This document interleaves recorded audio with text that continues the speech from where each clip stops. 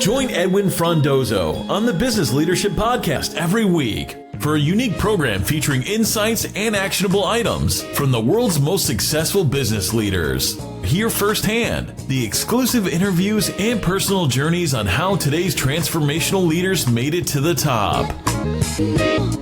Part of life is you learn on the job, you learn the skills, you acquire the skills that you need to acquire. But if you never push yourself into a place where you're going to need to learn, or you're going to need to think fast, or you're going to need to keep up, or you're going to have to research, then growth is going to stall.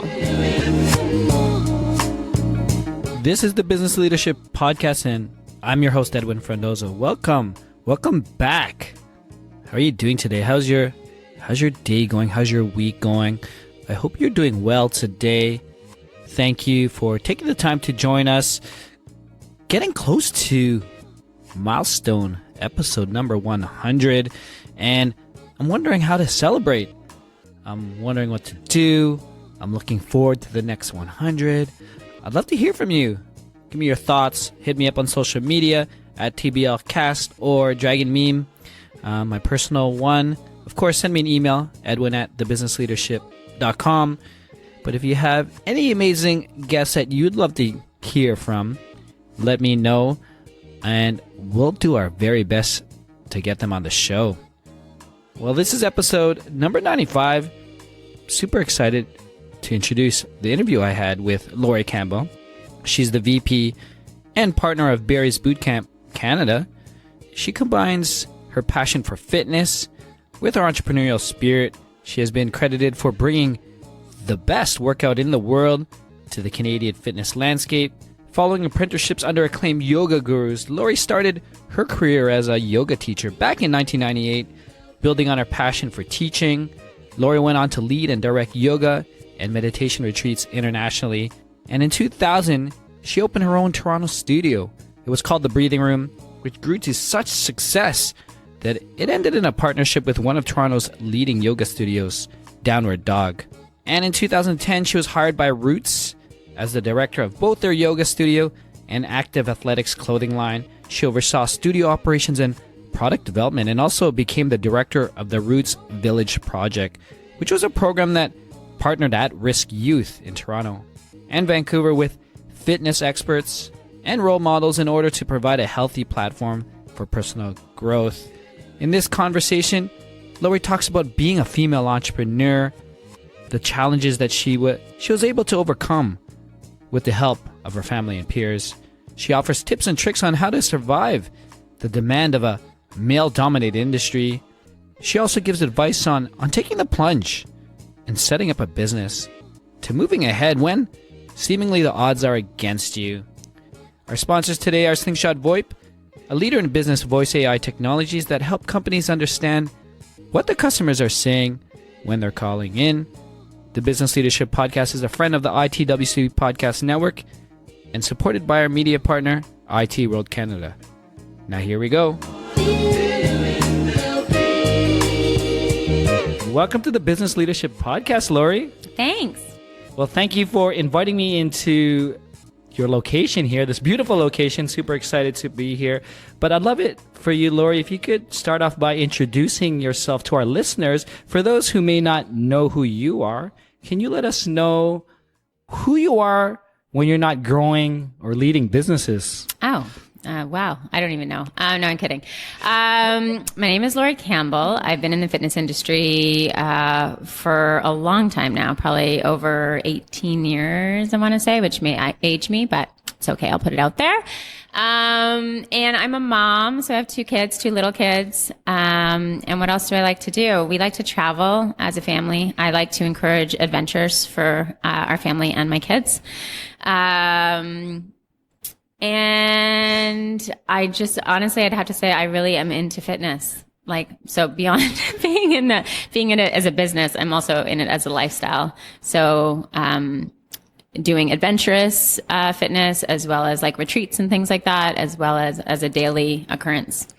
So working out, learning about working out, all those kinds of things. That's amazing. Well, it sounds like you're living the dream, leading, working, and doing things that you really love. So why don't we just start off there, Laurie? Can you start by telling us a little bit about Barry's Bootcamp and tell us what your role is, your responsibilities, and if you can, let us know what you're trying to accomplish over the next 6 to 12 months.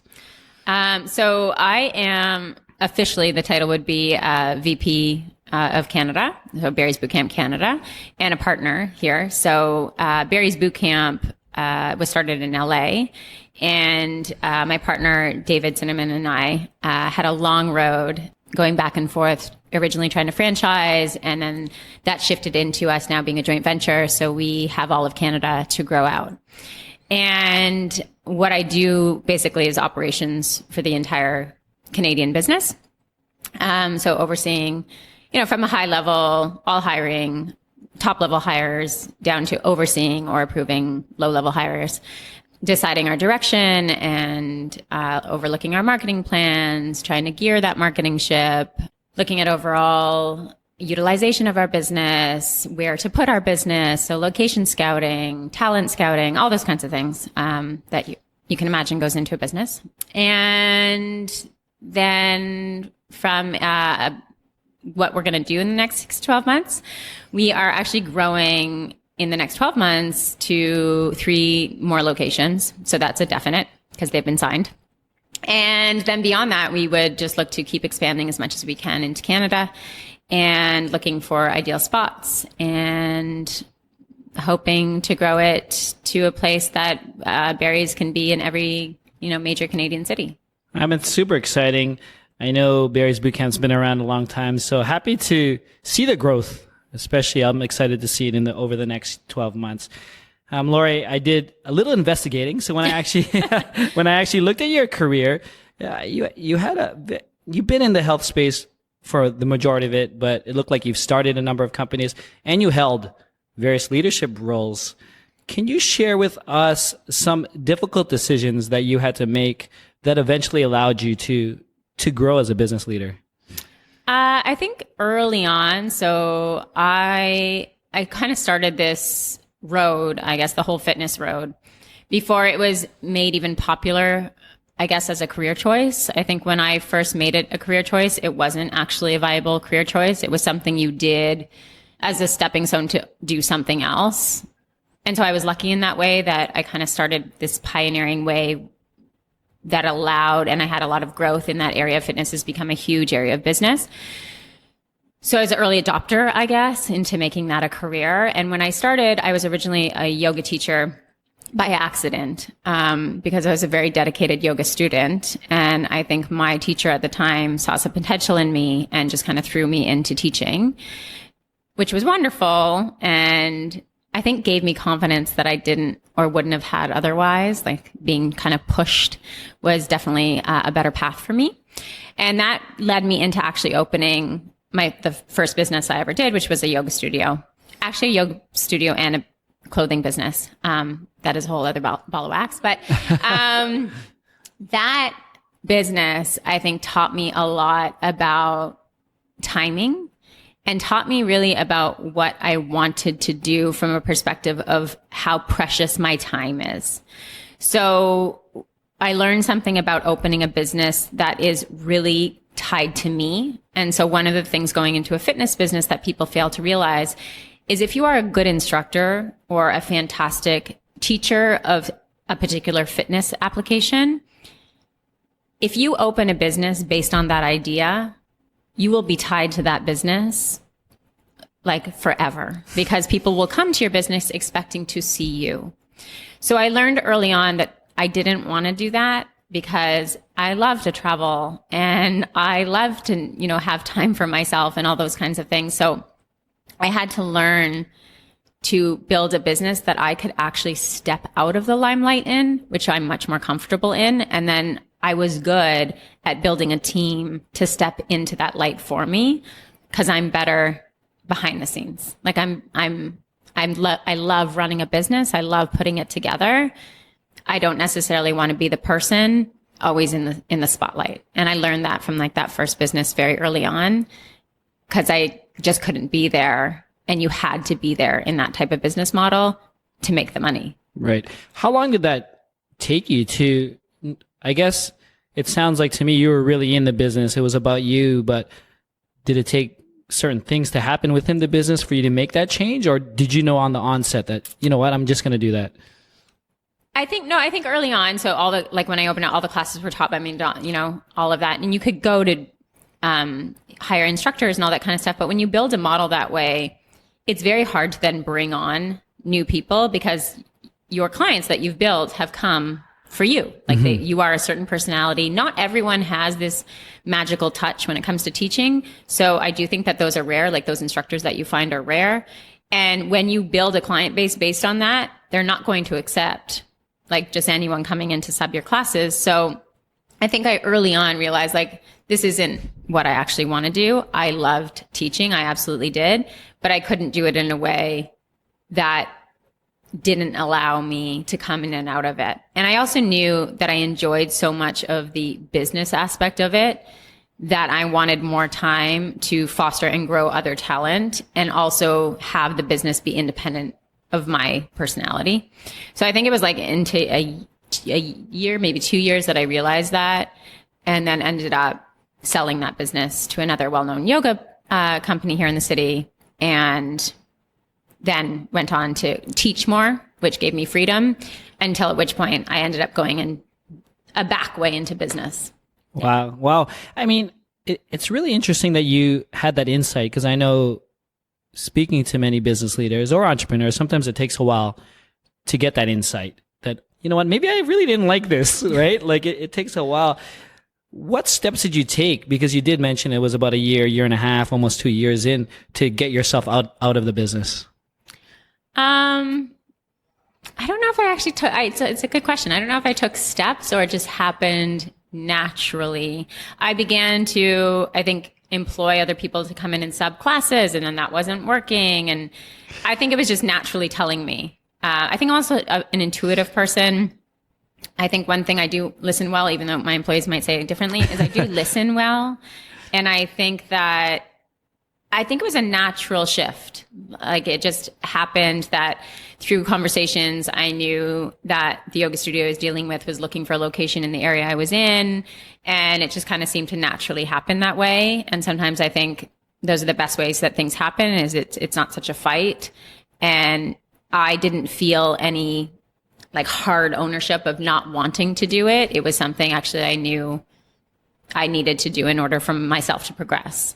And I wanted to learn different skills too. Like I knew what I was lacking when opening a business, and it was, you know, the whole financial back end of it. I hadn't really had any experience with, and was, to be honest, quite a mess, like in terms of anything from doing taxes to books or anything like that. So I needed to develop skills in order to become a full-rounded business owner. And believe me, it did not happen in one business at all. It had to be a few. It's not a natural thing for me, which would lead me to a whole different thing, in which I think you need to surround yourself with people who bring up your weaknesses and know your strengths. But that was definitely one of mine that I've had to learn sometimes the hard way. Awesome. Well, thank you for sharing. And as I did those investigations, you obviously mentioned that you exited that company, you went back into teaching. So you changed roles, you changed organizations. And with those changes, typically there's a change in team, responsibilities. So how did you adjust and continually grow as an effective business leader? I think because I was in a contracted business for so long, until then I ended up joining Roots, if I can even remember my history correctly. And that became like a natural thing too, where they sought me out, and it had been a connection that I had had in my life that ended up being, they brought me in because I'd also had a fashion background before. So they brought me in from that angle. It's when athletic apparel was just kind of starting to really boom, and everyone was kind of getting in on it. So they brought me in as they were launching their yoga line to help with that. And I got to work with some really great people, including Sid Better, who had originally brought Lululemon to Canada, and got to see some experience there and gain some different insights there. I loved working with that company. But it was different because I was still a contractor. I was almost a little bit running my own business still, which I still, I very much know in my bones that it's the way I work best. I'm not someone that can punch in at a certain time and punch out at a certain time. I'm someone who will probably always over deliver in terms of the amount of time that I'm going to put towards something. But the moment you tell me that this is the hours I have to come and this is the hours I have to leave, it's almost like my output is less. So as I changed, I was lucky that at least I knew that. So whenever I agreed to do a job or go into a job, that was one of the things I kind of really need to outline for myself, because trying to fit myself into an organization that was going to be like, these are your hours and this is how it has to be in a very, very corporate way, probably wasn't going to be an ideal fit for me. I was still not necessarily, I was in a leadership role in terms of helping with design and coming up with ideas and running that yoga studio as they opened that yoga studio. So started to hire staff and scout teachers and do all that kind of stuff. So I guess that was the opening part of that. Or that introduction to that role. But I think I didn't really have a full company at that point to run or anything. So I was still very much within a comfort zone of mine and still actually in a learning. Like I got a lot of opportunity to learn from people that I admired and respected. And it was a safe zone too, to be in that type of situation for you, right? Very safe. Yeah. And I was also having, that was when I started to enter a world where I was starting a family or making the decisions to start family. And that is actually when that next kind of job shifted. So I took a little bit of time off, had my daughter, and then through that, I ended up in the next venture that I did. That's amazing. Yeah. Really commend you in terms of the successes and the type of career path you've taken. Right now, you're seen as a successful women business leader now. So I'd love it. And this is maybe a little selfish because I have a young daughter who might be listening to this in a couple of years. Like, what insights can you share to the younger women, the millennials who are looking to grow today? This is a tough one, because I think that there's so much popularity around this topic right now, and getting women to move forward and speak up and move into leadership positions. And I think obvious part of it is that there's that common thing, from a Sheryl Sandberg point of view of like leaning in. And that is so true from a level of you really do need to speak up. We have to stop being afraid. I think fear has so much to do with women really not being in top positions frequently. Like we don't see them as often as men. And I think women are more afraid. Like women are just more afraid to jump into something without being fully qualified. Whereas I know men that will not be nearly qualified and be like, yeah, I could do that. Women are kind of afraid that someone's going to find them out, that they're not, perfect at this, or they can't manage to do that, or they don't know this. And we just have to accept that that's also life. Like part of life is you learn on the job, you learn the skills, you acquire the skills that you need to acquire. But if you never push yourself into a place where you're going to need to learn, or you're going to need to think fast, or you're going to need to keep up, or you're going to have to research, or you're going to, then growth is going to stall. And so you have to just not be so afraid. And I'm saying this to myself in a way, because I'm, often incredibly afraid.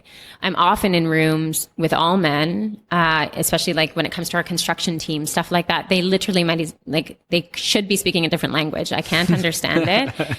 And I can't be afraid to stop them and say, I don't understand what you're saying right now. You're going to have to explain it to me differently. And not be worried that that's going to come across as that I'm a typical stupid woman or something like that. Like I've started to slowly take those steps to assert myself, to say, I'm not in that role. I don't understand construction. So someone explain it to me, and I have that right. And I don't have to know it all. And I have every right to ask for information. And it doesn't make me less. And it actually makes me more knowledgeable and more willing to come to the table when I'm willing to admit that I need help with this, and not to be ashamed. And I think a lot of women are put into situations where, because already they've come in feeling like, oh, I'm not good enough for this. Anytime that is at all kind of hinted at because they're feeling like in a situation where, oh, I don't know that answer, they'll cower back further. And that's the time to actually go in and say, actually, explain that to me. And I think you slowly, as you do that more, you feel it shifting and the fear goes away and the fear goes away and the fear goes away. But it's something you have to be vigilant about because it's always there. It's like over your shoulder. Hey there. If you are enjoying this conversation with Laurie and have any questions, comments, or feedback about this episode, please post it on my free private Facebook group where I share daily insights, I answer your questions, and also connect you with other like-minded business leaders. Go to thebusinessleadership.com/FB group or search for the Business Leadership Group directly in Facebook. Now let's get back to it. It sounds like to me, in terms of just showing up and asking those questions and not being scared, like, was it something you had to consciously build on? And obviously now it's a habit for you. But for those who are listening, or the younger women that are listening, like, how do you constantly or remind yourself when you're into these new situations? Because sometimes you just go back to your habit and cower away, as like you said, right? Yeah. And so I think I definitely spent years where I did. I literally just cowered or did it silently, like silently rebelled, which then I think creates resentment and can potentially close opportunities for you that were open. So you think it's everyone else, but really you're not doing anything to change the situation.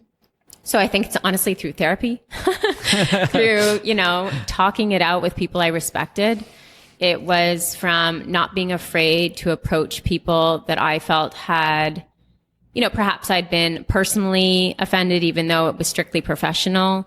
Perhaps I had felt threatened or disappointed or like brushed aside by people and never said anything or never spoke up.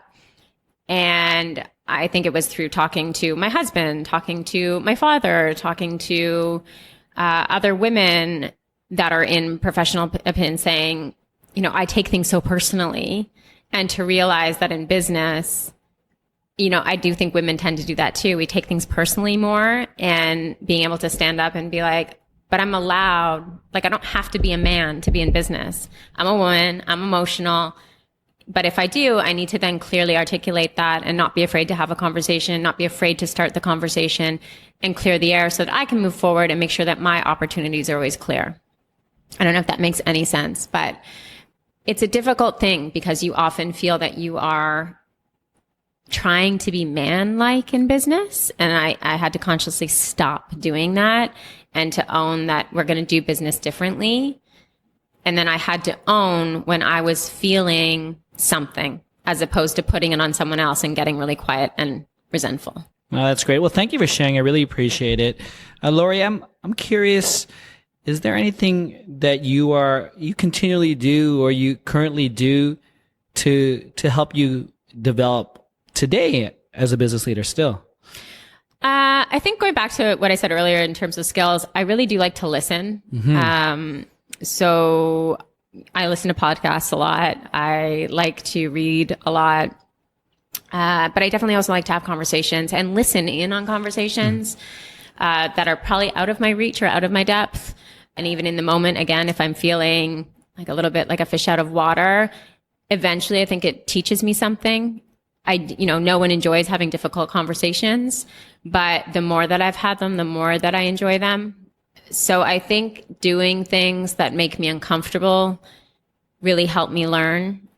Listening, my husband's also in business, so listening to him to how he deals with employees or things like that is educational for me. My partner in this business is, wiser, older than me, David, and listening to him and his thoughts on business, how he's gotten to where he is, hearing his history, all those things have been educational and interesting for me. So I think it's just generally, like, as a cliche, not so interesting thing to say, I think it's honestly just being open and being willing to listen and constantly observing, like, around you. And you learn from so many different things. Like, it's not just one. You never know the next moment that is going to teach you something that's going to impact your life greatly or the way that you run a business greatly. That's great. You mentioned outside of listening, you're reading a lot, and I get the opportunity to speak with many business leaders from every industry. Got a crazy list. I just want to know, like, what are you reading right now? I could sound really smart or really dumb. No, so I actually just finished Kingpin, which was like about the guy who started like the Silk Road. You know, like I said, anyway, interesting, not related to business. Well, really, it was a business book, but a very underground business book. But now I'm reading Never Split the Difference. It's a negotiation. It's actually like a terrorist negotiation. That's fairly new. That's fairly new too. Yeah. And so I don't know. I am so random with my book choices sometimes, but that's what I'm currently reading. And not that I'm doing like hardcore negotiations, but I actually got inspired to pick that up because I started being thrown into so many situations. You know, construction is really interesting. Landlords are really interesting. And I began to find that I needed to be stronger in that area. And I wanted to have some real info on like, how do you hold your position? What is a really strong negotiating tactic? All those kind of. So I started looking into all negotiation books. So we'll see where that takes me. What's the latest tactic that you learned that you were really like, I need to try that? I think listening. So really listening and mirroring what people are saying. So, you know, the whole nodding and I'm not doing that right now, I promise. But making sure that you're mirroring back to someone so that they feel heard and they felt understood. It's also like it wasn't just negotiating that this is teaching me. Actually, it's about dealing with employees, empathy. Empathy is really important in negotiation.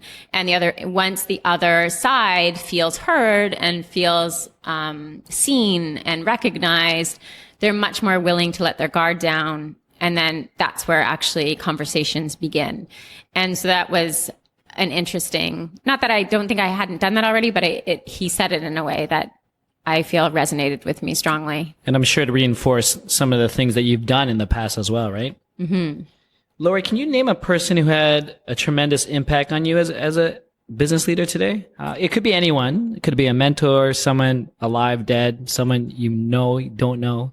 This was tough. So I've had so many people, I think that as everyone does, I think we're not islands. And my grandmother definitely, she's still alive and she's, still smart and with it. And she's always been someone there that's there for me unconditionally. My mom died when I was young, so that was a tough time. And my father, who was also very inspirational to me, what I found the most inspiring from my dad, I guess, that I learned from my dad was that him and my mom were they truly were a partnership. She worked, he worked, and I never felt that he had a higher hierarchy than her. I was raised very much that my parents were equal in the home. And I think that kind of set very much, like I never questioned that I could work or lead or do anything. Like it was never in my DNA that it wasn't an option for me. So I think that was very kudos to him that it just wasn't to him either. Like there was no limits for me and my sister. So that was an early inspiration, or at least like setting the stage for me to feel like I can accomplish. And I'd say my first yoga teacher, I think he saw something in me when I was at a weak point. I think my mother was dying at the point I took that up, and he somehow kind of like reached in and was like, no, you're better than this. There's something in you that's like going to go further than this. And I think he really was one of the people who really brought me out of a place where I could have gone down a totally different road.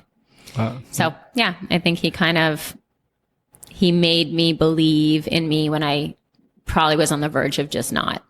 That's great. No, I love the share. I was going to just mention, and what was coming quickly to my mind was that how you mentioned family. Love you, grandma, and your father. Yeah. Thank you for providing those things. But your teacher, your mentor, and now you mentioned a lot over the last couple of roles you've been in is really hiring and teaching. So do you see yourself doing that when you do recognize someone that maybe has potential, but they don't see it?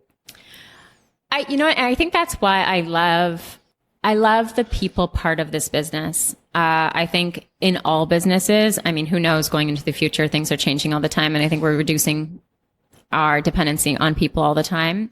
But so far right now in the fitness business, it is a service industry business, and it's reliant on the people that we hire. And one thing I love about this job and this business is the people. And I love, seeing someone start in one place and grow to another, and watching all the different personalities and how that happens and how I can help foster that. But it's also hard. It has negativity with that too, because then sometimes when you put your heart and soul into people and they end up leaving, or it just doesn't work out, or, maybe you thought you were doing good and they see it a different way. So there's all those lessons that you learn through literally the people that you hire. But it is definitely, I think, one of the most satisfying things that can happen from being a leader is the growth or the potential growth that you see in others. Fun question, Laurie. If I were to ask any of your team, it could be past, present, colleagues, business partners, peers, what's the best leadership quality that you possess? What do you think they would say? No. I'd like to say something nice, but, I think, and this may be like, I always saw this as a negative, but I'm starting to embrace it as a positive, is I think a lot of people initially say, I'm intimidating, but they always follow it up with, but then when I met you, like I didn't feel as intimidated. Like as we've started to grow a relationship, I didn't feel that, but I'm glad, because I always fought that for a long time. I'm like, I'm not intimidating. I'm so nice. And I think now I actually am starting to, but that I can portray a strong, maybe don't mess with me all the time. I do mean business, but I am approachable. I'm willing to listen, but I'm meant to be taken seriously. Like I'm glad that you sit a little straighter if I walk in the room, like as a leader and as someone who's running a company, because I do think there needs to be that level of respect in order to create great leadership. So what else, Laurie? Do you have any other special projects, initiatives, or it could be something fun that you're really excited about and maybe even losing sleep? There is something, I can't say anything about it though, because it's top secret, but maybe we'll do another one of these and then I can reveal it. But definitely. That's definitely making me lose sleep, but it's top secret. But beyond that, with berries, I'm just super excited with this growth. It's been an amazing ride so far. We have, I'm very excited about these next locations opening. And I'm really excited to see like those communities, because one of the things is since coming to Toronto and having this first location, the community that we've built up has been amazing. It literally feels like family, and not just the employees, like the clients that come are super dedicated, and, our employees all know them and they all know our employees. They party together, they go out together. It's kind of insane. So it's been amazing to watch that. And I'm excited to see that grow in Calgary and Vancouver and our second location in Toronto. It should be pretty amazing. Very cool. So before we end, I'd love to get some final thoughts, observations, ideally actionable recommendations that you could share to the growing business leader who is listening today. I think going back to what I said, so especially like for women, don't be afraid to ask questions. I can't say don't be afraid, because that's just a silly thing to say, because we're all going to always be afraid, but to, I guess, be afraid and do it anyway. To put yourself into situations that, make you question, like this podcast where I'm like, oh my gosh, I'm going to be on a podcast, that, make you a little bit nervous and make you think a little bit, and that requires a little bit more than just, walking through your everyday to day, and encouraging yourself to step into those situations, because you're going to grow and you're going to learn from them, and to not be afraid to fail, to make mistakes, to trip up a little bit, and then to also brush it off. Life is cyclical and we're going to be up. And when we're up, we should really take advantage of it, because it's not going to last. And then when we're down, just know that up is around the corner. So I think to be aware that in business, just like in life, it's a cycle, and it's not always going to be high. But when it's high, like ride the high. And when it's low, like prepare for the high. I love it. To close, Laurie, can you tell us where we can find more information about you, Barry's Bootcamp, or anything else you'd love to share with us today? So for Barry's, you can go onto our website, which is www.barrysbootcamp.com. And we are at Barry's Canada for our Instagram, so check us out there. And my Instagram is at lauriecampbell.life. I'm not the best poster in the world, but that's on my to-do list. It's my bucket list. I will get better at social media. Well, we're going to tag you. But thank you for your time today, Laurie. Really appreciate you joining us on the Business Leadership Podcast. Thank you so much. This has been fun. That's it, business leaders. Thank you for joining me on the Business Leadership Podcast. That was episode number 95 with Laurie Campbell. If you want to learn more about Laurie, Barry's Bootcamp, or anything else that we discussed, please go to thebusinessleadership.com/095. Our sponsors today are Slingshot VoIP, a leader in business voice AI technologies that help companies understand what the customers are saying when they're calling in. The Business Leadership Podcast is a friend of the ITWC Podcast Network and supported by our media partner, IT World Canada. Subscribe to the podcast on Spotify, iHeartRadio, Apple Podcasts, and Google Podcasts, or wherever you're listening to the podcast today.